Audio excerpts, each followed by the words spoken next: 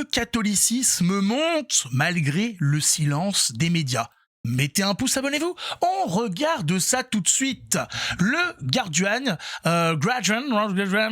bon c'est un média américain, voilà mainstream, assez connu, rien de complotiste ou je sais pas quoi, il rapporte.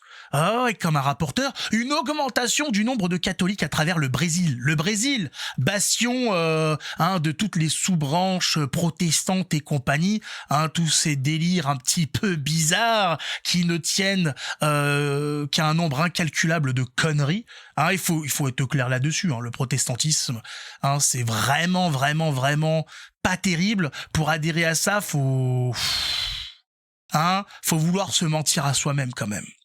Pour expliquer que tout repose sur la Bible, donc pour expliquer que les premiers chrétiens n'étaient pas chrétiens puisqu'ils se reposaient pas sur la Bible, il y en avait pas. Tant que l'Église catholique n'avait pas fait la Bible, il y en avait pas. Tant qu'ils n'avaient pas réuni les livres, qu'ils n'avaient pas vérifié parce qu'il y avait des trucs qui revenaient, il y avait aucune, il y avait pas moyen de savoir, d'être sûr de l'authenticité de la chose, etc. On dit il faut faire attention. Parce que je rappelle qu'il a fallu vérifier avec bien évidemment l'aide du Saint-Esprit, être sûr de ce qui était choisi, parce qu'il y a des uluberlus qui sont venus entre-temps avec quelques hérésies dedans. Et à partir du moment où il y avait un soupçon d'erreur quelque part, une erreur, c'était réfuté. C'est le concept, vous savez, du verre d'eau avec une goutte de cyanure dedans. Il y a beau avoir qu'une seule goutte, personne ne s'amuse à boire le verre. C'était pareil.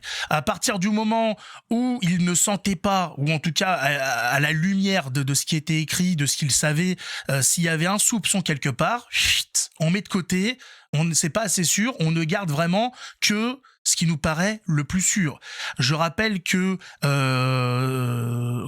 les événements qui se sont passés ont été vraiment bien gardés. Par exemple, il faut savoir que la Vierge Marie, pour se rappeler ce qui s'était passé, faisait donc dans le langage de l'époque qui était fait un petit peu, elle avait appris d'une façon un petit peu, on va dire, c'était un petit peu pas chanté, mais il fallait qu'il y ait une accroche, quelque chose. Elle refaisait le chemin de Jésus qu'il avait fait avec la croix en se rappelant des événements, etc. Elle le faisait, je sais plus si c'était tous les jours ou très très très souvent, pour s'en rappeler, pour vraiment marquer dans son esprit ce qui s'était passé, et pour ensuite le retranscrire aux apôtres et aux autres, voilà, pour vraiment être sûr de la transmission du message, pour être sûr de la précision de la tradition orale. On le rappelle, à l'époque, tout le monde n'avait pas un stylo et un calepin dans son pantalon. La plupart des choses se transmettaient à l'oral. Tout était par la parole. On apprenait et on fonctionnait comme ça avec la mémoire. À l'époque, ça devait avoir une mémoire d'éléphant extraordinaire. C'est comme il y a quelques années, avant l'invention du téléphone portable, les gens connaissaient la plupart des numéros de téléphone par cœur. Par cœur. Aujourd'hui, il faut le dire, la plupart des gens, vous leur demandez ne serait-ce que 3 numéros, ils sont pas capables de vous en sortir un seul. Il faut le savoir. Donc, fermons cette parenthèse. Il faut savoir qu'au Brésil, donc dans ce bastion un petit peu perdu, il se passe quelque chose d'extraordinaire. Le prêtre catholique Frei Gilson, je sais pas comment on le prononce chez nos amis amerlogues du Sud, voit ces vidéos enregistrées récemment exploser les audiences. 2 millions de vues par jour. Au Brésil, les gens embrassent la foi catholique et il y a une émergence de la foi catholique au Brésil, et c'est beau, puisque partout s'installaient un petit peu toutes ces sous-branches protestantes.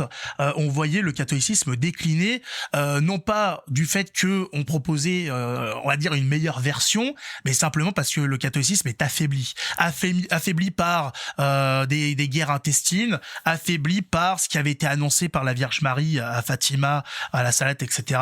Le fait qu'à l'intérieur même de l'Église, il y aurait une apostasie générale, ce qui affaiblit l'Église, bien évidemment. Sans compter, bien évidemment, tout ce qui se rajoute dessus, avec nos amis laïcs de tous les jours, nos amis pratiquants qui racontent conneries sur conneries. Je suis sûr que vous avez été témoin de ça. Nous, voilà, en tant nouveau comment dire, nouveau venu dans l'église, je suis passé par la préparation, par les 2 ans de catéchumène, catéchuménat, etc. Et j'en ai entendu des vertes et des pas mûres. Des vertes et des pas mûres. On entendait des histoires sur il y aurait pas de jugement, tout le monde serait accepté. Jamais a été prononcé le jugement dernier, jamais n'a été prononcé le péché, jamais on a entendu parler de confession, des sacrements très rapidement, très rapidement, et tout n'a pas été évoqué. Les problèmes d'aujourd'hui pour un futur chrétien, un futur catholique, le fait que des choses qu'on ne peut pas faire, le concubinage, etc. Rien. On est vraiment resté très en surface, et bisounours et compagnie, et le nombre de conneries qui sont racontées est extraordinaire. Et donc, voilà, dans cette époque un petit peu compliquée pour le catholicisme, les autres en profitent pour aller s'immiscer un petit peu dans tout ça, proposer quelque chose de plus solide et de plus, de plus rattaché aux Écritures. Et il est vrai que quand on écoute ces gens parler, le chrétien sincère, enfin celui qui est en chemin vers la vérité, quand il lit la Bible et qu'il entend ce qu'on lui raconte, il dit « Attends, il y a un problème. Chez les catholiques, il y a un souci. Il raconte tel truc, il y a complètement l'inverse dans la Bible, il y a un souci. » Eh oui, vous allez à l'église. Vous avez les accompagnateurs qui vous expliquent l'avortement c'est autorisé, le concubinage c'est autorisé, l'homosexualité c'est autorisé, et si et ça et compagnie.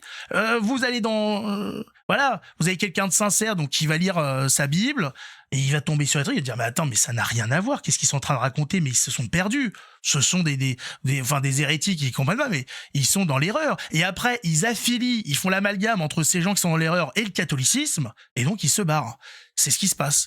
Heureusement, les nouvelles générations de prêtres, à chaque fois les statistiques sont à peu près partout dans le monde, sont beaucoup plus rattachés à la tradition que les anciennes générations.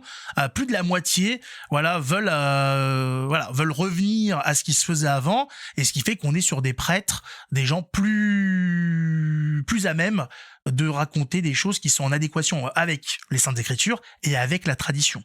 Parce qu'aujourd'hui, c'est n'importe quoi. Je vous ai déjà rapporté des contenus, des propos d'évêques, de cardinaux, etc. On l'a vu ensemble, les gars racontent n'importe quoi. N'importe quoi.